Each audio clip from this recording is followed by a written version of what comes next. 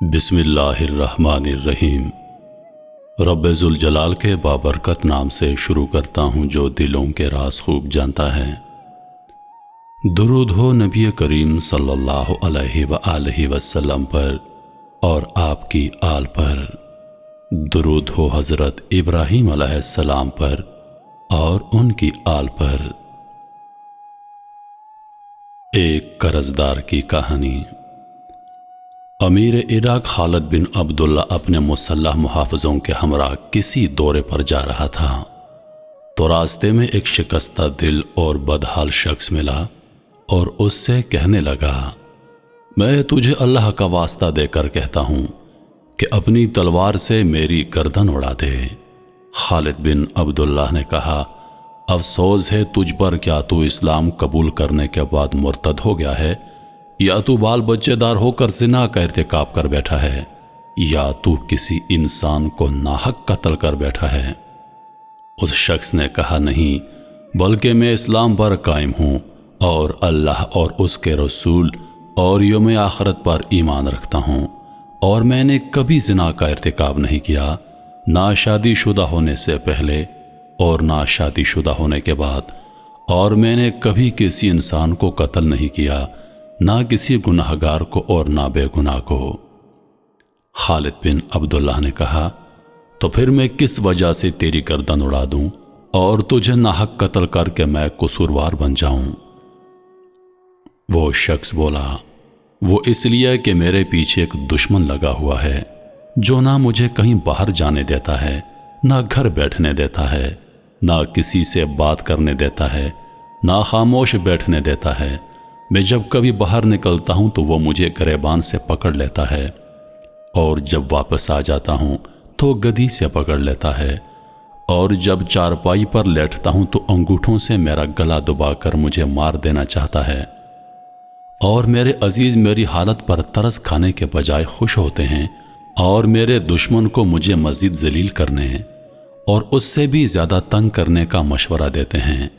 ان میں سے کوئی بھی ایسا نہیں جو اس سے میری جان چھڑوائے اور مجھے سکھ کا سانس لینے دے۔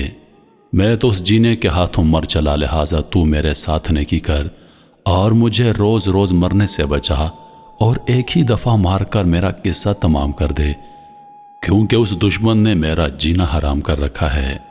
خالد بن عبداللہ نے کہا، افسوس تیرا دشمن بڑا سنگ دل اور کمینہ ہے، جو تیری مجبوری پر ترس نہیں کھاتا، اور تیرے رشتہ دار بڑے بے مروت ہیں جو تیری مدد کرنے کے بجائے تیری مصیبت پر خوش ہوتے ہیں۔ مجھے بتا اس کا نام کیا ہے، وہ رہتا کہاں ہے، تاکہ میں اس سے تیری جان چھڑواؤں اور تو اطمینان کے ساتھ زندگی بسر کر سکے۔ وہ شخص بولا، جناب اس کا نام قرض ہے، اور وہ میرے سر پر سوار رہتا ہے اور میرا خون خشک کرتا رہتا ہے، اور مجھ میں اس سے جان چھڑوانے کی طاقت نہیں۔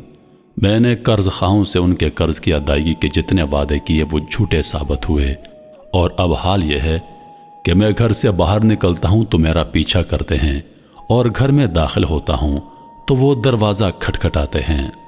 باہر نہ نکلوں تو گالیاں دیتے ہیں، اگر نکل پڑوں تو گریبان پکڑ لیتے ہیں، اور میرے پاس ان سے جان چھڑوانے کا کوئی شرعی اخلاقی جواز بھی نہیں۔ قرض کا معاملہ اس قدر سنگین ہے کہ انسان مر بھی جائے تو معاف نہیں ہوتا۔ مجھے اس سے خلاصی کی کوئی صورت نظر نہیں آ رہی۔ خالد بن عبداللہ نے کہا، اے بھلے انسان، تجھ پر کتنا قرض ہے؟ وہ بولا، جناب 4000 درہم۔ اگرچہ کاروباری آدمی کے سامنے 4000 درہم کا قرض کوئی زیادہ قرض نہیں، لیکن جب کسی آدمی کو خسارہ پڑ جائے اور اس کا دیوالیہ نکل جائے تو وہ لوگوں میں بدنام ہو جاتا ہے، اور کوئی بھی آدمی اسے ادھار نہیں دیتا تاکہ وہ دوبارہ کاروبار کر کے اپنے پاؤں پر کھڑا ہو سکے اور اپنے بال بچوں کا پیٹ پال سکے۔ اور پھر عزت دار اور حساس آدمی تو یہ بھی گوارا نہیں کرتا کہ کوئی اس کے دروازے پر کھڑا اونچی آواز سے لوگوں کے سامنے اس سے قرض کی واپسی کا تقاضا کرے۔ وہ قرض خواہ کو دیکھ کر یوں لرزتا ہے جیسے وہ کوئی ملک الموت ہے جو اس کی جان لینے آ رہا ہے۔ اس کے لیے 4000 درہم کی رقم بھی 4 لاکھ درہم کے برابر ہوتی ہے، اس لیے اس نے اپنے گمان کے مطابق بہت زیادہ قرض بتایا، جو پورا 4000 درہم تھا، نہ کم نہ زیادہ۔ خالد نے جب 4000 درہم کا جملہ سنا تو بلند آواز سے اللہ اکبر کہا اور پھر ساتھیوں سے کہا، آج کے دن مجھ سے زیادہ منافع کسی آدمی نے حاصل نہیں کیا ہوگا۔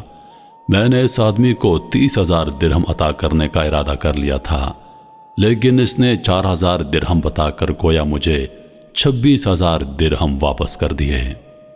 جب اس آدمی نے یہ سنا تو اس کی باچھیں کھلی رہ گئیں اور اس نے فوراً یہ بات کہی، اللہ ہمارے امیر کو اپنے ارادے پر قائم رکھے۔ میں نے تو اپنا ظرف آپ کے سامنے کیا تھا، مجھے کیا پتا تھا کہ آپ کا ہاتھ اس قدر کشادہ اور ظرف اس قدر فراخ ہے، ورنہ میں اس سے زیادہ کا سوال کر دیتا۔ آپ اپنے ارادے پر قائم رہیے، اپنے متعلق میرے موجودہ گمان کو کم نہ کریں۔ خالد بن عبداللہ نے کہا، آپ بے فکر ہو جائیں، ہم ابھی اس دشمن سے تیری جان چھڑواتے ہیں، اور اگر تیرا یہ دشمن پھر کبھی تیرا پیچھا کرے تو ایک مرتبہ ہمیں پھر یاد کرنا، ہم پھر بھی تمہیں اس کی قید سے آزاد کریں گے۔ یہ کہہ کر اس نے 30,000 درہم ادا کرنے کا حکم دیا اور آگے بڑھ گیا، اور مقروض آدمی ان کے خزانچی کے پاس گیا اور 30,000 درہم وصول کر کے شکریہ ادا کرتا ہوا باہر نکل گیا۔ میرے محترم عزیز دوستو، حضور نبی کریم صلی اللہ علیہ وآلہ وسلم کا ارشاد پاک ہے کہ قرض دار کو مہلت دے دیا کرو۔ یقیناً قرض ایک ایسی چیز ہے جو عزت دار سے عزت دار آدمی کو بہت زیادہ ذلیل کر دیتی ہے۔ قرض لینا انسان کے لیے مجبوری بن جاتا ہے، لیکن جب اسی قرض کو لوٹانے کا کوئی ذریعہ نہ ہو تو لوگ اس انسان کو ذلیل کرتے ہیں۔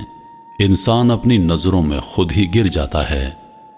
عزیز دوستو، اگر آپ کا کوئی قرض دار ہے، اگر کسی شخص نے آپ کے پیسے دینے ہیں تو پہلے کوشش کیجئے کہ معاف کر دیجئے۔